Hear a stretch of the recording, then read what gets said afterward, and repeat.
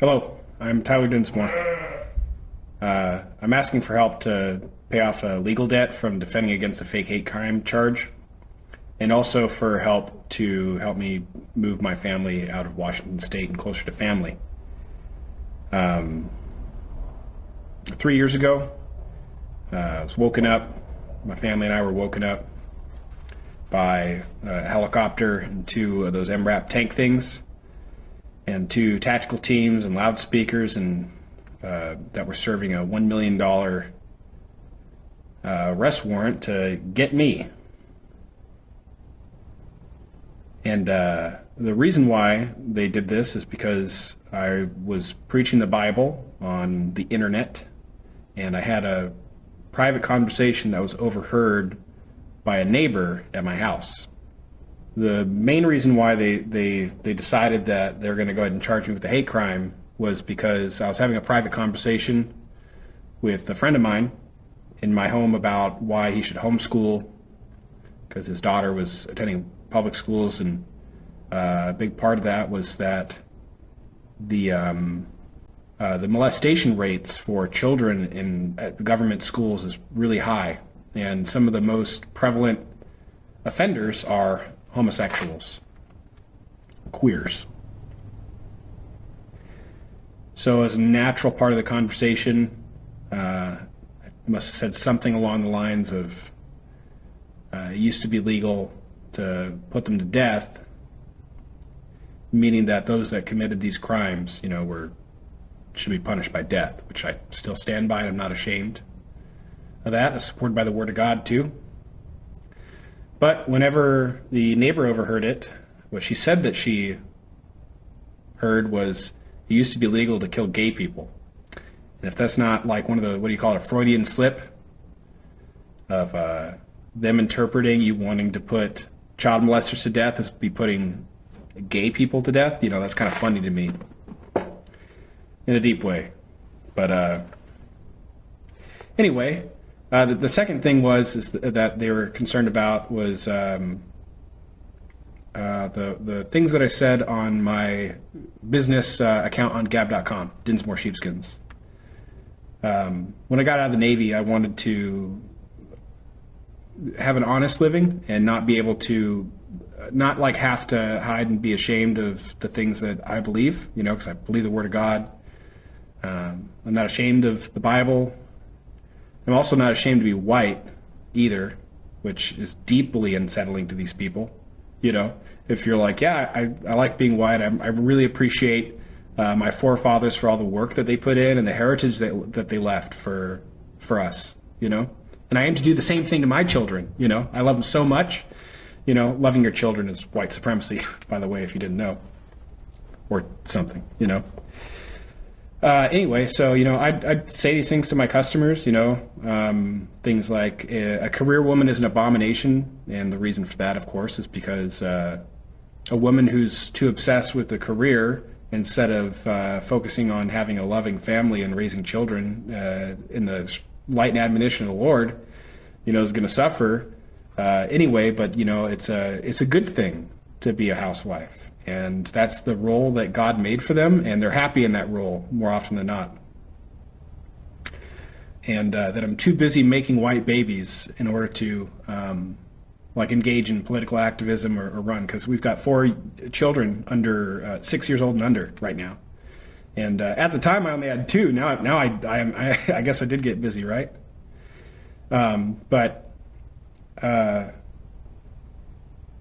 These are the kinds of things that they used in a document called the Affidavit of Probable Cause, where what they say in the document is that the detective, the person that says, we think we have enough to be able to convict somebody of a crime, we have enough evidence for a crime, we're going to go ahead and take that to the prosecutor's office and say, hey, I swear that these things that I say are true. So those are the things that are on that document. Another thing that was on that document was that referencing a video that I did, a lot like this, but I had my Bible and I just read from Romans 1 at the beginning of Pride Month. If you don't know, Romans chapter 1 in the New Testament talks about how these people that are these queers, deserve to be put to death, not only not only them, but those who have pleasure in them that do them. So people who love people like that, because they're so damaging to our society, and it's against God's plan too. So just saying what should happen, they went ahead and combined with, they combined that, which was not at all had anything to do with that neighbor, and I wasn't even talking to her, and they went ahead and they just said these things are inseparable, and in the greater context, this person needs to be charged with a felony and go to prison for up to 5 years, right?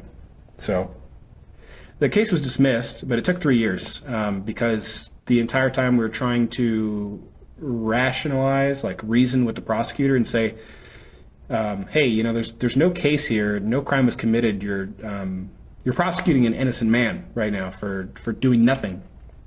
But he, probably being a sodomite lover himself, evidently by his choice of words during some of the court stuff, he decided to press on anyway, and that got really expensive.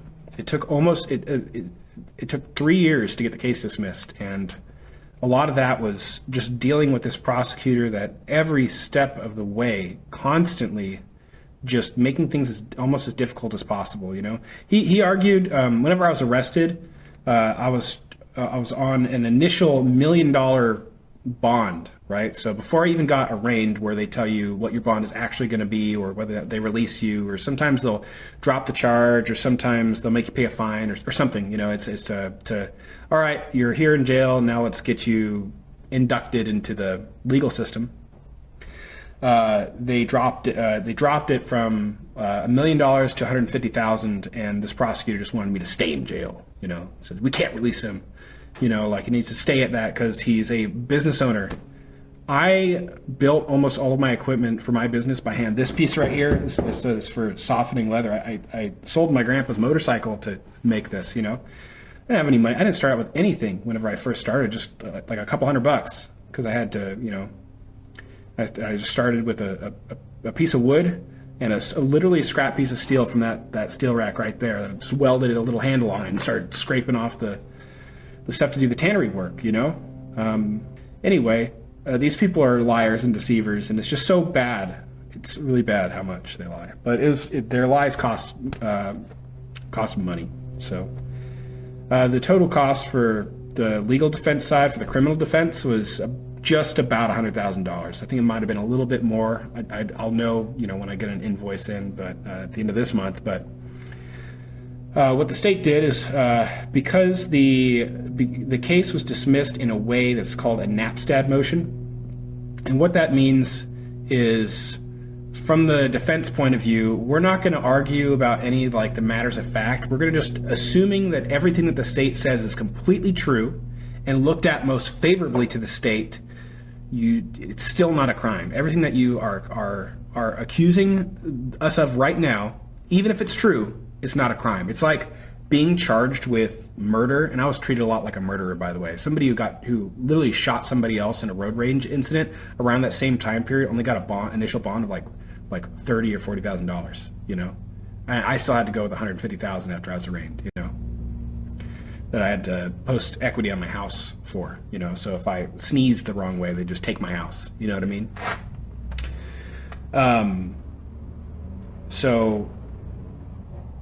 With the Napstad motion, it's even if everything that the state is saying is true and looked at most favorably to the state, it's still not a crime. It's like being charged with murder, and their probable cause for it is the person tripped and fell, the person that died, for example. And even though you had nothing to do with it and you weren't there and it's completely irrelevant and you still get charged anyway, that would be a case where you'd say, yeah, even if everything the state's saying is true, that's not enough to prove a murder, so you shouldn't even charge me to begin with, right? So for me, it's similar to that, where even if everything the state said is true, even if I didn't, but even if I had yelled through my kitchen window at this sodomite saying it used to be legal to put gay people to death, it's still not a true threat. It's just a statement of fact, really. Yeah, you could say it's a little bit different because there's I'm not going to get into the legalese, but yeah, it would be different if I walked up and I pointed a rifle at them or something like that, but that didn't happen. Nothing like that even happened, anything close to that. And on the affidavit of probable cause, just a lot of emotive stuff, like he said mean things, he said that women should be loving wives to a loving husband, stuff like that. Anyway, so this detective like twisted things in a way to where you have to go through mental gymnastics to be able to justify a charge. The case was eventually dismissed, but it cost a lot of money. For the money side of things, whenever I first was arrested, a friend of mine did start a Give, Send, Go campaign, and for me, and did raise $35,000 to $40,000 almost, I think, and that helped me pay for the first few months. It was like $10,000 the first month, and plus I had to pay out of pocket just for the attorney, and the state didn't make it easy for me to go ahead and do it because they took all of my electronics devices whenever they served the warrant, so we couldn't get into the bank. And then my wife didn't have access to my account, my savings that had at least enough money to get the ball rolling started for getting anyway. So we're blessed to have a lot of friends help us out in the beginning, and they did. And they a lot of people bought my products and and helped me in that way too. Eventually, the business died because it was really big news around here, and all the farmers stopped letting me get their skins. Sometimes I get them for free from the farmers because they're just going to throw them in the compost, or I'd pay them up to $20 a skin if they're really nice. And they just stopped because of liars. Anyway, so that dried up, and I just started doing odd jobs, and I was able to make around another $40,000 in payments on my own, over the last 3 years. But there's still an outstanding balance, and I think it's somewhere between $25,000 and $30,000 that I still owe for the criminal defense. But what they also did is the state, once the case was dismissed, they are trying to appeal it. So basically saying that, we don't agree with the trial court, the same judge that issued the arrest warrant, by the way. We don't agree with this judgment. We still want to prosecute this guy. So they're trying to bring it to a trial, an appellate court. I don't know how that's going to end. It's still in the weeds at that. And I can't really comment on a lot of it either because it's still happening right now. My hope is that it'll get dismissed because it's not an appealable order. It's just not. Because they've got special rules about what sort of things the state can appeal for in this case, right? And where to go from here?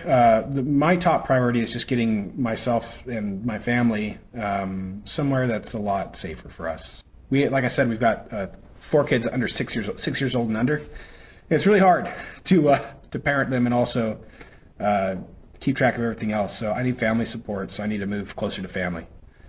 And I want to work with my dad or my brother if possible.